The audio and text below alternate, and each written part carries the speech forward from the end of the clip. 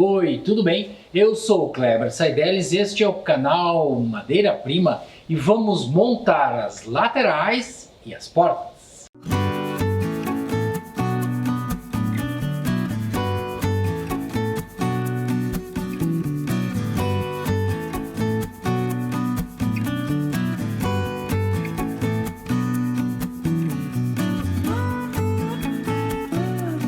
Pois bem, gente, nós já estamos aqui com as nossas peças praticamente prontas para a devida montagem. Pelo menos uma das laterais está totalmente pronta.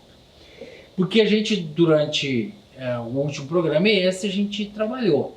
A gente fez uma série de atividades preparando essas peças. Então nós vamos mostrar aí alguns clips, algumas filmagens, alguns momentos que a gente fez durante esse intervalo de um programa ao outro. Vocês assistem, a gente volta para explicar bem o que a gente fez.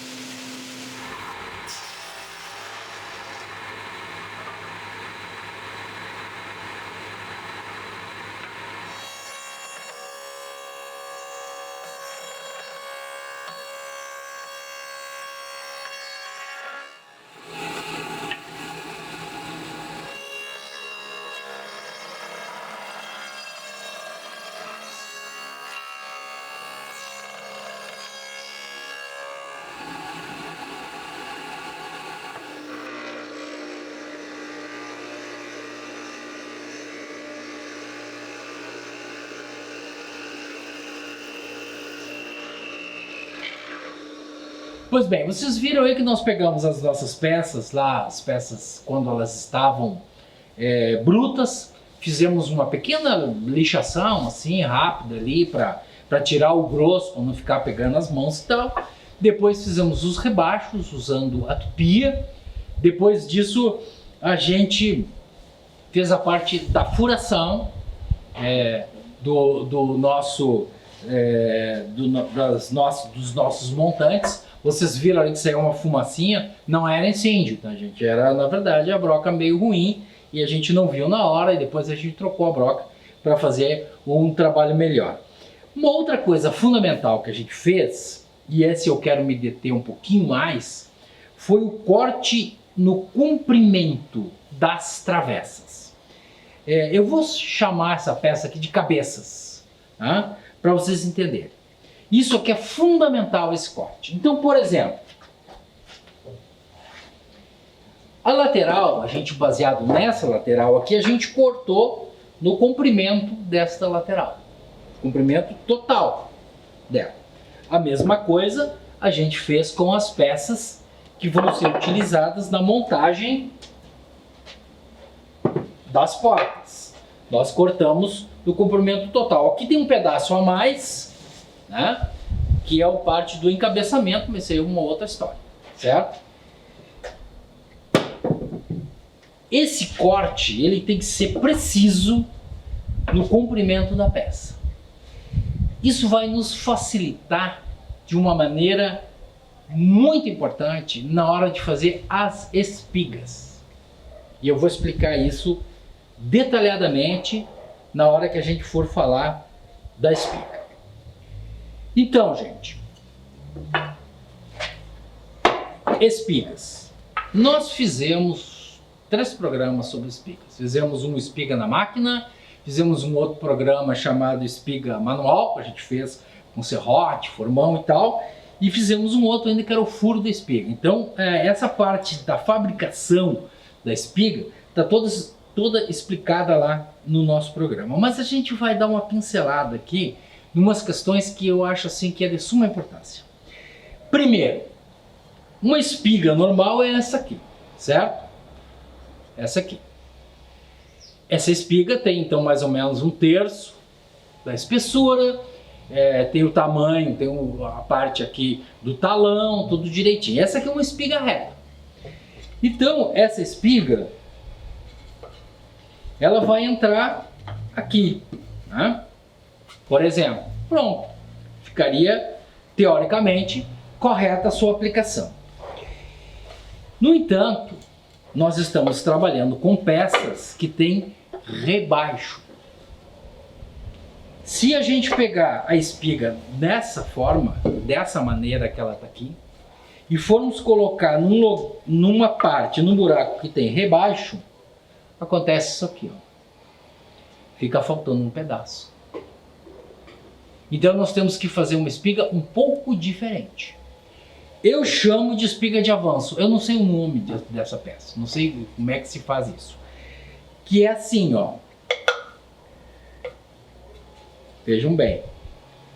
A espiga, vou mostrar antes. A espiga, ela tem um corte aqui e esse outro corte um pouco avançado. A diferença entre este corte e este corte, esses dois cortes, é exatamente a largura da ranhura. Por quê? Porque quando eu colocar ela aqui, colocar ela no lugar, ela vai avançar o suficiente. Vou bater bem aqui para... Ela vai avançar o suficiente para fechar os dois lados. Fecha aqui e fecha aqui.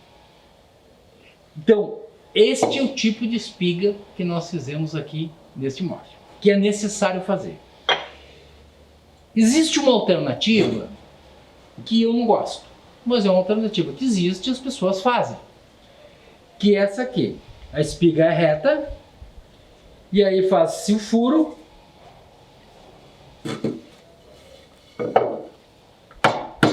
se coloca a espiga, ela já vem a parte do montante aqui de cima, a cabeça, como eu digo, já vem com rebaixo, faz um rebaixo na outra peça, só que não chega até aqui. Mesmo que tu seja extremamente preciso, mas mesmo assim, tanto com a serra quanto com a tupia, tu não vai conseguir fazer reto aqui. Tu vem com a tua ranhura, termina ela um pouco antes, depois que ela está montada, você vem aqui com o formão e retira esse excesso aqui e faz esse rebaixo.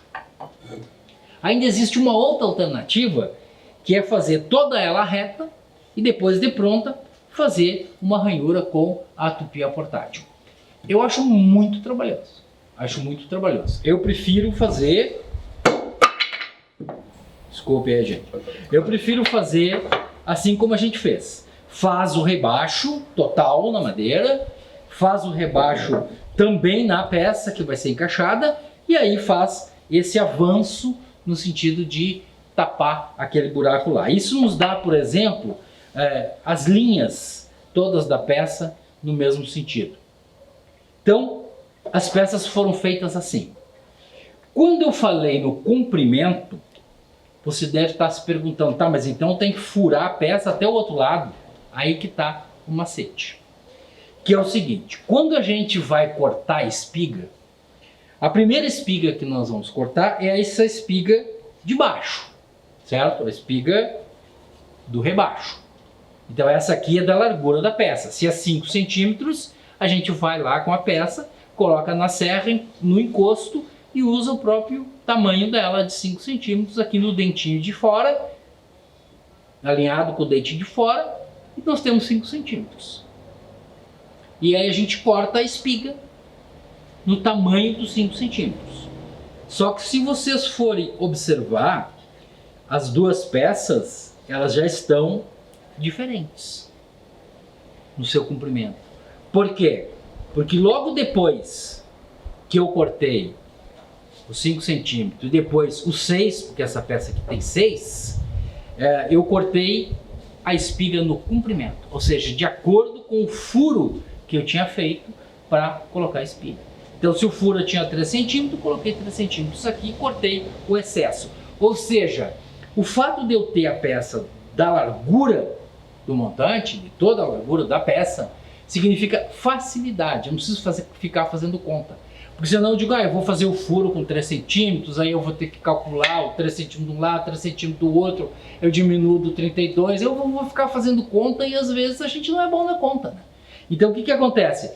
Usa sempre o tamanho total da peça, faz a espiga na espessura, na largura da sua peça, tanto essa quanto esta, e depois corta-se aqui o excesso, aqui na ponta, de acordo com a profundidade do furo.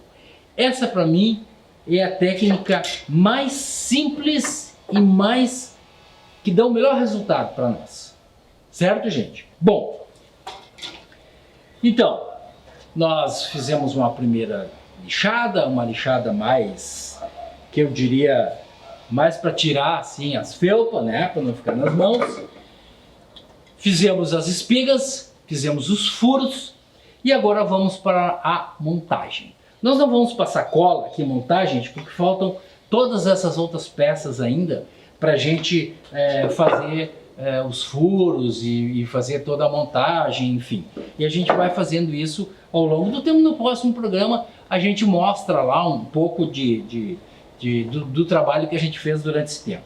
Mas vamos colocar aqui, só para vocês terem uma ideia de como é que fica a peça, certo? Ferramentas muito utilizadas nisso, o martelo de borracha. Tá? Então, se a gente for, vocês viram aqui, né? Montei a peça aqui, não entrou, eu bato. Quando eu vou desmontar, porque ficou muito apertado, alguma coisa do gênero, eu uso o martelo de borracha. Por quê? Porque ele não machuca a madeira, não preciso ficar colocando sarrafinho para bater. Uma outra coisa fundamental, o esquadro, que nós vamos usar agora, o metro, evidentemente. Uma outra coisa importante de a gente usar é um paquímetro. Para que é esse paquímetro que eu usei? Para medir, aqui ó, para medir a profundidade do meu rebaixo. Para quê? Para eu botar lá no esquadro depois a peça, né? E fazer isso aqui, ó. Eu sei então que o meu avanço está exatamente do tamanho da medida que eu tinha feito. Isso é fundamental, dá para usar. Em último caso, se usa o metro também. Tá? Então, gente, antes da gente colocar aqui as partes e montar, eu quero atentar para essa peça especificamente aqui. Essa é a peça da lateral. Aqui ela tem um rebaixo, que é o rebaixo normal, onde vai o vidro, e aqui ela tem um outro rebaixo, que é o rebaixo onde vai o fundo. O tamanho desse rebaixo aqui, ele vai depender da espessura da madeira que a gente vai colocar no fundo. Então, eu mais ou menos trabalhei com essa peça aqui. Se tiver o fundo de vocês for usar uma peça de 2 cm de espessura, esse rebaixo vai ter 2 cm de espessura, 22, 23, 25, enfim, a espessura que tiver a montagem do seu fundo, certo? E aqui aconteceu uma coisa muito interessante.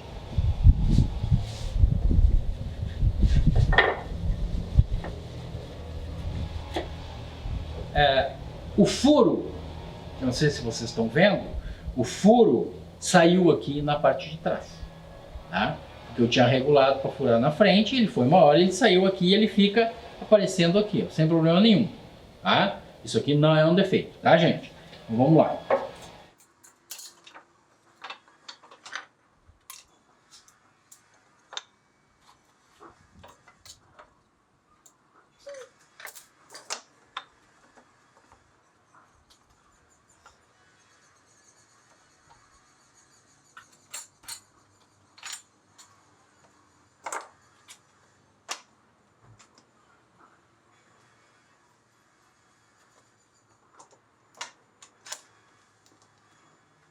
Então aqui, se eu tivesse colocado cola, coloquei os meus sargentos e minha peça está colada.